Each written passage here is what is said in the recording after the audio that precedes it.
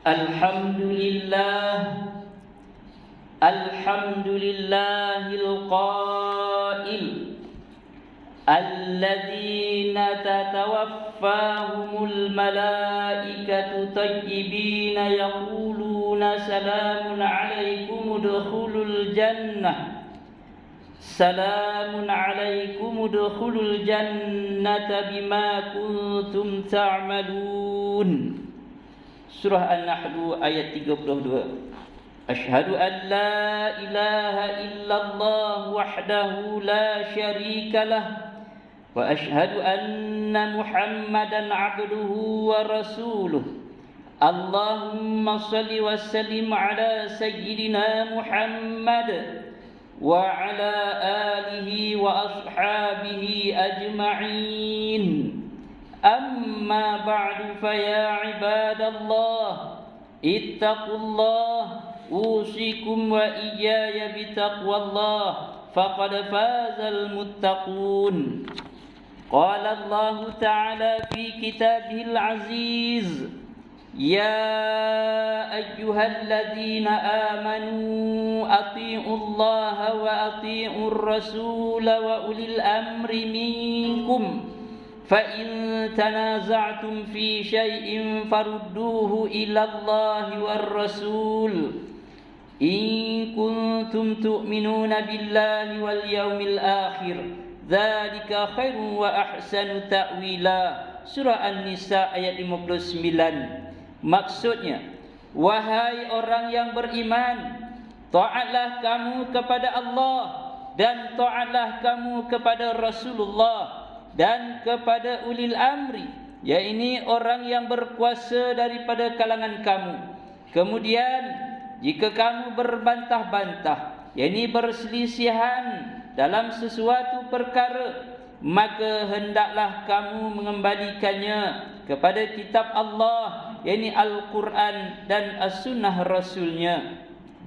Jika kamu benar-benar beriman kepada Allah dan hari akhirat, yang demikian adalah lebih baik yakni bagi kamu dan lebih elok pula kesudahannya. Sidang Jumaat yang dirahmati Allah, marilah kita bertakwa kepada Allah Subhanahu wa taala dengan sebenar-benar takwa, dengan melaksanakan segala perintahnya dan meninggalkan segala larangannya. Mudah-mudahan kita mendapat rahmat dan keberkatan hidup di dunia dan di akhirat. Khutbah pada kali ini akan memperkatakan tajuk kenikmatan di alam kubur bagi orang yang beriman. Antara syarat beriman kepada hari akhirat adalah beriman kepada semua perkara yang terjadi setelah kematian, yaitu antaranya kehidupan di alam barzakh. Alam barzakh bermaksud dinding pembatasan antara dua alam, yaitu alam yang terletak di antara alam dunia dan alam akhirat. Di alam barzakh ini, manusia akan menerima balasan terhadap amalan yang dilakukan ketika hidup di dunia. Bagi orang yang beriman dan beramal soleh, mereka akan memperolehi kenikmatan di alam barzakh. Bagi mereka akan berada dalam keadaan selamat, tenang dan bahagia sehingga dibangkitkan kelak. Firman Allah Subhanahu wa taala yang dibacakan pada awal khutbah tadi dalam surah An-Nahl ayat 32 yang bermaksud, yaitu mereka yang diambil nyawanya oleh malaikat dalam keadaan mereka bersih, suci dari kufur, syirik dan maksiat, sambil malaikat itu berkata kepada mereka, selamat sejahtera kepada kamu, masuklah ke dalam syurga disebabkan amal baik yang telah kamu kerjakan. Ma'asyiral muslimin rahimakumullah, sesungguhnya orang yang beriman ketika menghadapi saat kematian tidak sama dengan orang yang kufur. Mereka akan melalui sakaratul maut dengan penuh ketenangan kerana malaikat yang mengambil nyawanya dengan penuh kasih sayang dan kelembutan bagi memudahkan rohnya berpisah daripada badan. Mereka akan memperolehi kenikmatan di alam kubur. Kedatangan mereka dinanti-nantikan oleh Allah Subhanahu wa taala dan disambut oleh para malaikatnya dengan penuh kehormatan dan kemuliaan. Allah Subhanahu wa taala telah menjanjikan kenikmatan kubur bagi hamba-Nya yang beriman dan yang beramal soleh. Mereka akan diberikan kenikmatan kubur yang pelbagai macam bentuknya. Antara bentuk kenikmatan yang akan dinikmati orang yang beriman di alam kubur ialah kuburnya akan diterangi cahaya dan dilapangkan oleh Allah Subhanahu wa taala. Sebagaimana hadis yang diriwayatkan Al-Imam At-Tirmizi daripada Abu Hurairah radhiyallahu anhu, bahawasanya Rasulullah sallallahu alaihi wasallam bersabda yang bermaksud, apabila mayat atau seseorang daripada kamu telah dikuburkan, datanglah kepadanya dua malaikat hitam kebiru-biruan, salah satu daripada keduanya dikenali dengan malaikat munkar dan salah satu lagi dikenali sebagai malaikat nangkir. Keduanya berkata, apakah yang hendak engkau katakan mengenai lelaki ini? Dia berkata, dia adalah hamba Allah dan utusannya.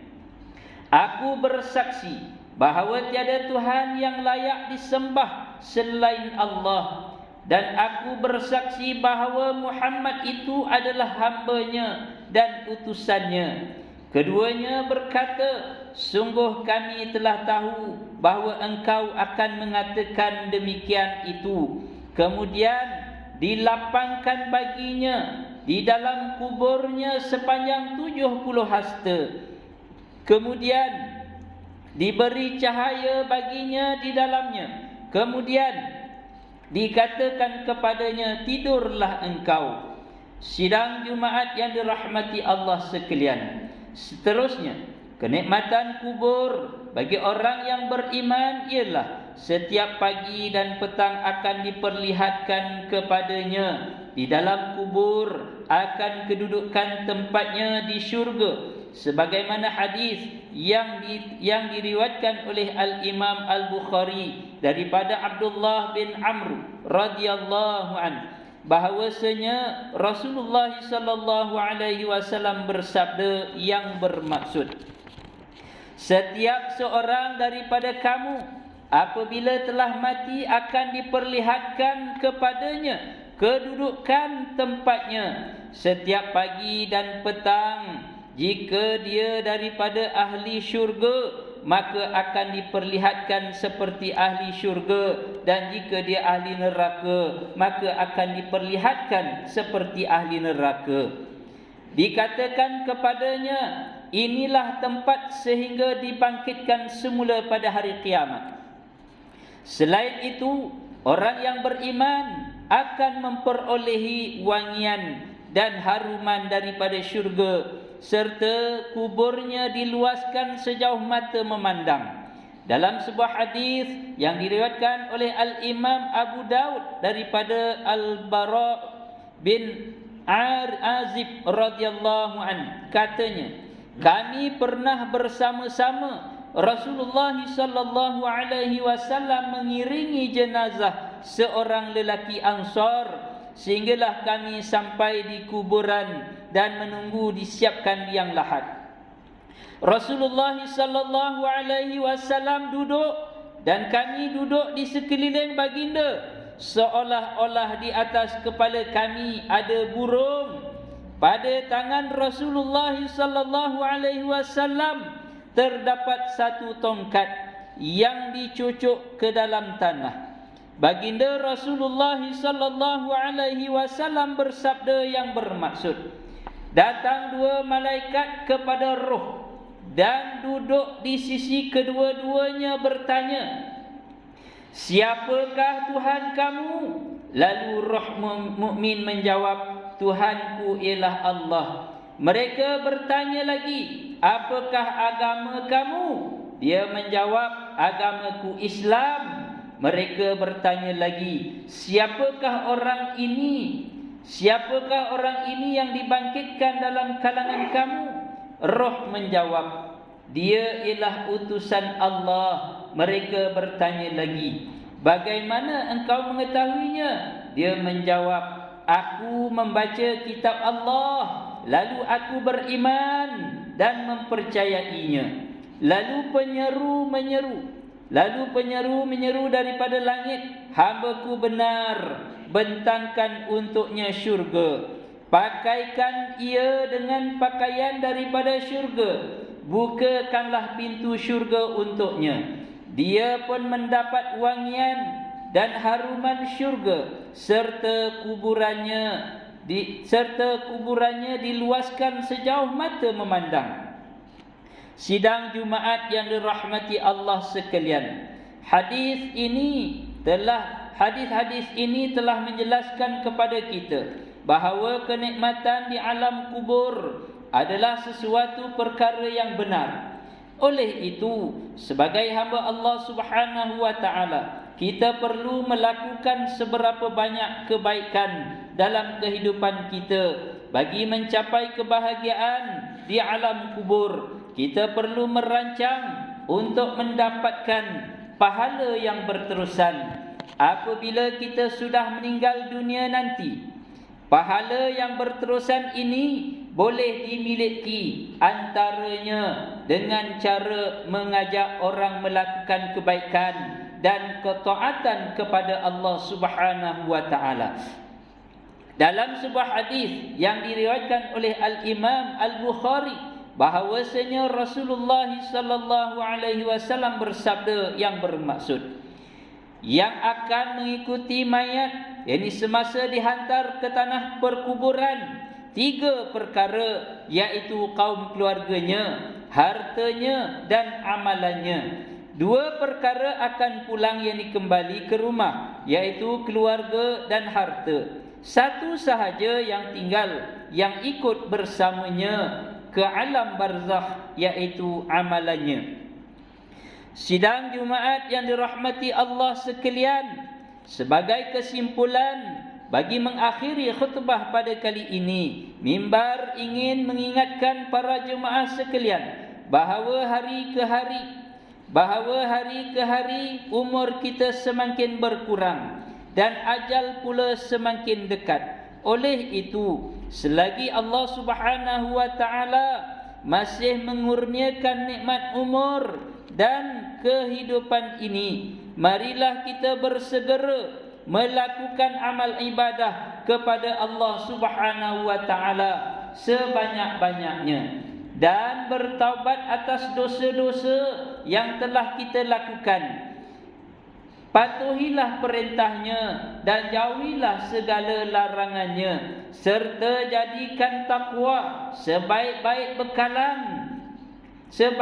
bekalan kita. Semoga kita dapat memperolehi kenikmatan dan keselamatan di alam kubur, serta dihindari dan dilindungi daripada azab kubur. Firman Allah Subhanahu wa taala di dalam surah Al-Fajr ayat 27 hingga 30. A'udzu billahi minasyaitonir rajim. Ya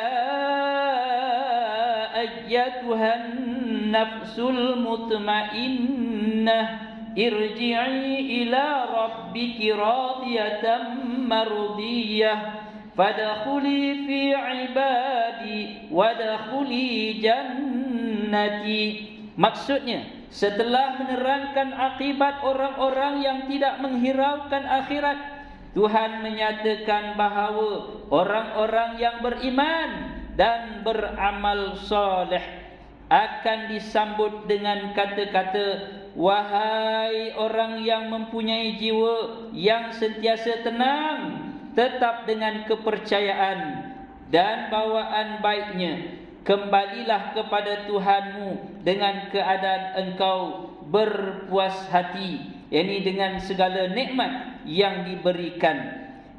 Lagi diredai, yakni di sisi Tuhanmu, serta masuklah engkau dalam kumpulan hamba-hambaku yang berbahagia, dan masuklah ke dalam syurgaku.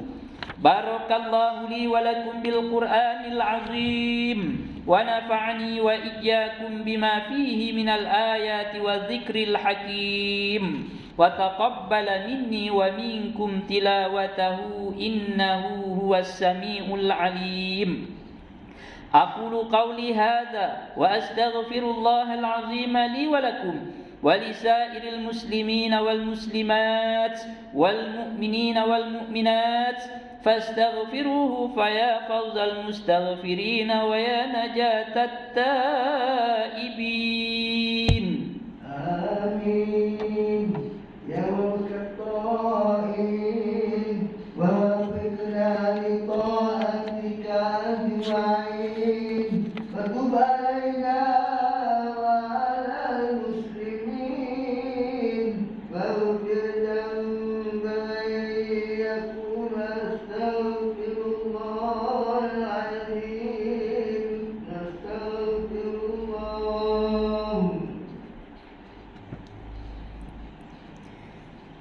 Alhamdulillah, alhamdulillah hamdan katsiran kama amar. Ashhadu an la ilaha illallah wahdahu la syarika lah, iqraran bi rububiyyatihi wa iraman liman jahada bihi wa kafar. Wa ashhadu anna sayyidana Muhammadan sayyidul bashar. Sallallahu wa sallam ala sayyidina Muhammadin wa ala alihi wa sahbihi mattasalat ainun binazarin wa udhunun bi khabar. Amma ba'du fa ya ibadallah ittaqullaha fima amar wantahu amma nahakum anhu wazzajar. Wahai hamba Allah, ingatlah bahawa dunia ini adalah tempat tumpangan untuk sementara. Akhirat jualah sebenar-benar tempat yang kekal untuk selama-lamanya.